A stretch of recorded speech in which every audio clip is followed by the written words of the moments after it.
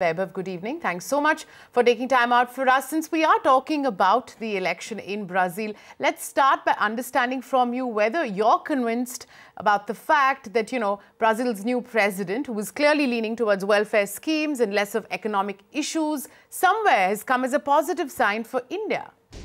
Yes, indirectly, yes. I do agree with the hypothesis to a certain extent.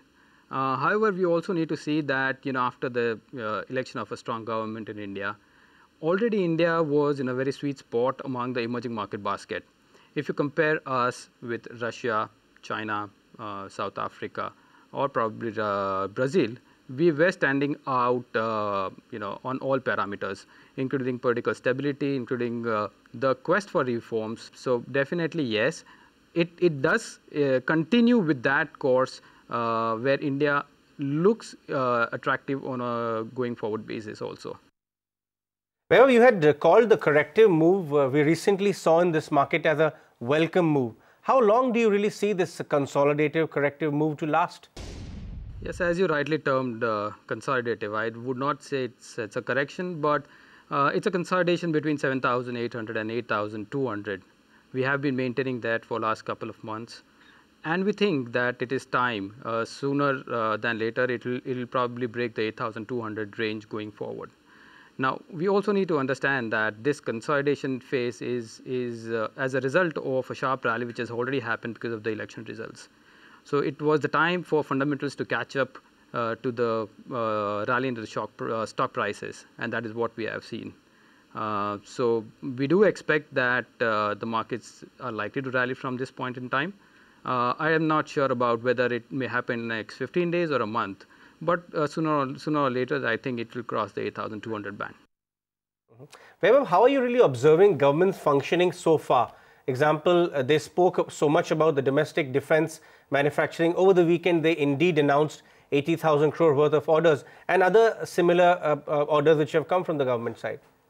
I think what has happened in the last 2 weeks speaks for itself. I mean, in terms of starting from oil and gas reforms to diesel deregulation to defense and probably some secretarial appointments also.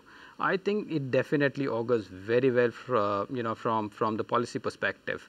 Also the intent on coal and gas pooling, which may happen going forward, and the willingness to take some good action on GST probably in the coming parliament session would also definitely augur well. If you ask me on a holistic basis, I think they are good. They are bang on the track, and it has to be appreciated, no doubt about it. On the political front, you've got the Shiv Sena today that has indicated that they will indeed join hands with the BJP as far as the government in Maharashtra goes. Haryana, of course, we've had a clear winner. Do you see the BJP somewhere consolidating its position in these two states as well? It definitely does. What is more important is, we have to look in the perspective of Rajya Sabha seats also.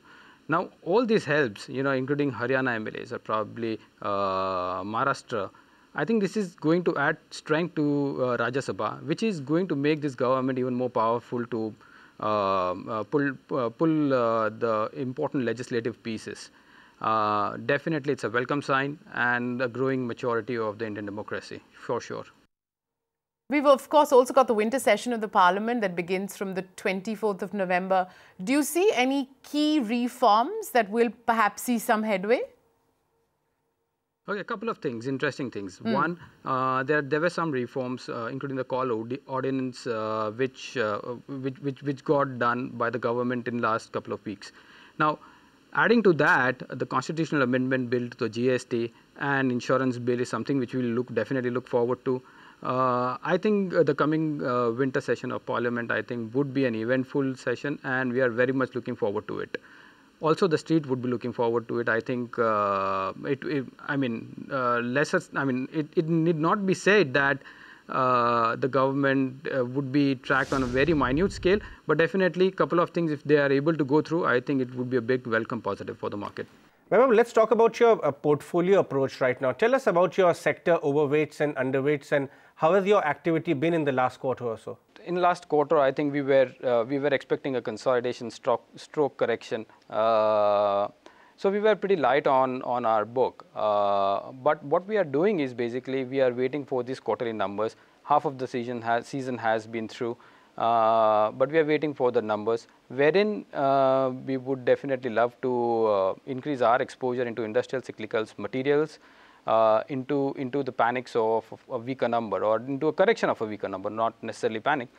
So that is the space we would be looking for to add on our exposure to. At the same time, the sectors like IT, consumer, and pharma are something we would like to trim or book profits going forward. Vaibhav, we are in the middle of the earnings season, the second quarter earnings season.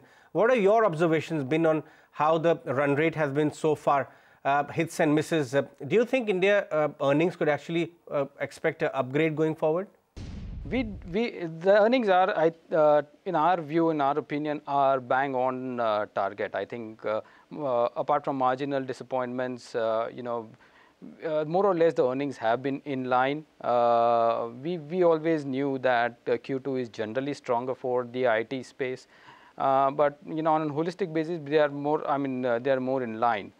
But as I said, at the cost of reputation is basically we would be looking into closely into industrial cyclicals and materials on any sign of weaknesses in their numbers.